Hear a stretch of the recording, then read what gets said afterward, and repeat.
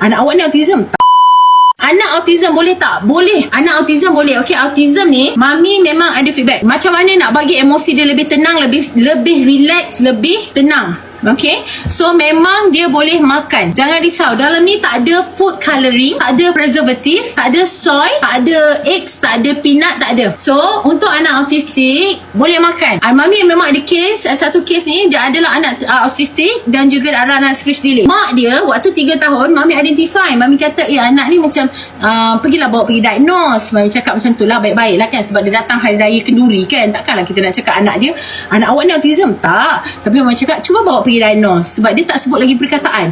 Waktu umur 3 tahun dia tak percaya, dia tak sebut perkataan, dia berlari sana sini, dia main sorang-sorang. Okay, so mami tengok, based on that mami tahu there's something wrong. Lepas tu mami kata 3 tahun dia tak buat apa-apa lagi, 4 tahun dia tak buat apa-apa lagi. Anak dia sekarang dah nak masuk 6 tahun baru dia pergi diagnose. Memang betul. Dan lepas tu dia kata memang makan yang sederhana. Makan yang sederhana. Untuk apa? Pada perkataan tak keluar sepatah pun, dah lepas tu boleh sebut perkataan, boleh bercakap. Terima kasih.